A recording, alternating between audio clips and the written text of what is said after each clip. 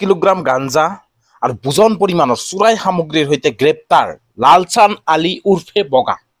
হয়, প্ৰথম অৱস্থাত চৰকাৰী ভূমি দখল কৰিয়ে সেই স্থানত গঢ়ি তুলিছিল বৃহৎ চোৰাং সামগ্ৰীৰ এক সাম্ৰাজ্য।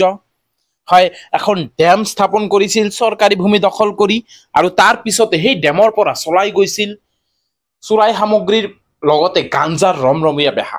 অৱশেষত আজি বৰপেটা ৰোড আৰক্ষীয়ে এক গোপন সূত্ৰৰ পম খেদি এক বিশেষ অভিযান চলাই 7 কিলোগ্ৰাম গাঞ্জা আৰু বুজন পৰিমাণৰ চোৰাই সামগ্ৰীৰ সৈতে এই লালচান আলী নামৰ গাঞ্জা ব্যৱসায়ী তথা চোৰাং সামগ্ৰীৰ ব্যৱসায়ীক আটক কৰিবলৈ সক্ষম হৈছে। হয়, পুনৰ কৈছো, প্ৰথম অৱস্থাত চৰকাৰী মাটি দখল, তাৰ পিছত সেই চৰকাৰী মাটি দখল কৰি সেই স্থানত অবৈধ ডেম, আৰু তাৰ পিছত সেই ডেমৰ পৰাই চলাই গৈছিল ৰমৰমীয়া গাঞ্জা আৰু চোৰাং সামগ্ৰীৰ বেহা। অৱশেষত আজি বৰপেটা ৰোড আৰক্ষীৰ জালত এই কুখ্যাত লালচান আলী উৰ্ফে বগা। হয়, এই সন্দেহজনক ব্যক্তিজনে বৰপেটা ৰোডৰ ৰেলৱে ষ্টেচনৰ কাষতে ৰেলৱে মাটি দখল কৰি চলাই আহিছিল এই অবৈধ বেহা।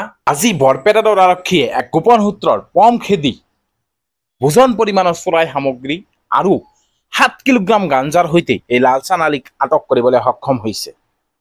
হয়, পুনৰ কৈছো, এই সন্দেহজনক লোকজনে পোনপ্ৰথমে বৰপেটা ৰোডৰ ৰেলৱে ষ্টেচনৰ কাষতে থকা ৰেলৱে মাটি দখল কৰিছিল, আৰু ৰেলৱে মাটি দখল কৰাৰ পিছত সেই স্থানত গঢ়ি তুলিছিল এক অবৈধ কলা সাম্ৰাজ্য, য'ৰ পৰা নিয়ন্ত্ৰণ হৈছিল চোৰাং সামগ্ৰী আৰু গাঞ্জাৰ ৰমৰমীয়া বেহা।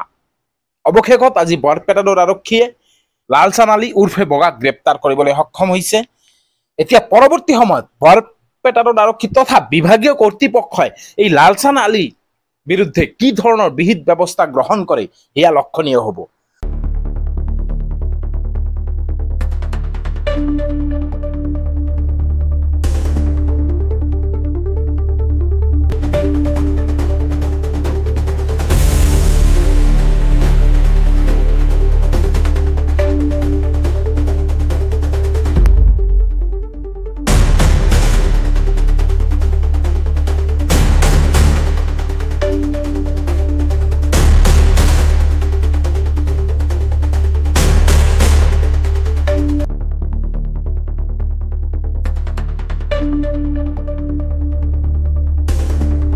পুৰণা অভাৰব্ৰিজৰ কাষত ইয়াতে মানে আমাৰ বৰপেটা থানাৰ পশ্চিমত আহিছিল। তেখেতে ইনকুৱাৰী কৰি চালে যে 7 কেজি 20 গ্ৰাম গাঞ্জা, তাৰ লগতে আৰু লো এলুমিনিয়াম অন্যান্য সা সামগ্ৰী দেখিবলৈ পোৱা গ'ল, চোৰাই সামগ্ৰী। গতিকে এইখিনি চাৰে আহি আজি মানে উৎখাত কৰিলে, আৰু লগতে তেওঁ মানে এটা অভিযান চলালে। বিভিন্ন ধৰণৰ মানে চুৰি সামগ্ৰীবোৰ ইয়াত পোৱা যায়, সেইখিনি মানে দেখা পালো। আমাক মাতিছে, আমি যিহেতু বৰপেটা চব্জি বজাৰ ব্যৱসায়িত আছো, ছাৰে মাতাৰ পিছত আমি বস্তু চালো, বস্তুখিনি সঁচাই। যুৱকজনৰ নাম আচলতে মই গম নাপাওঁ, চিনিও নাপাওঁ মই।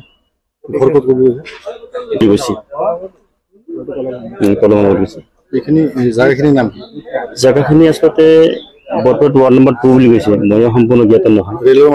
ৰেলৱে মাটি।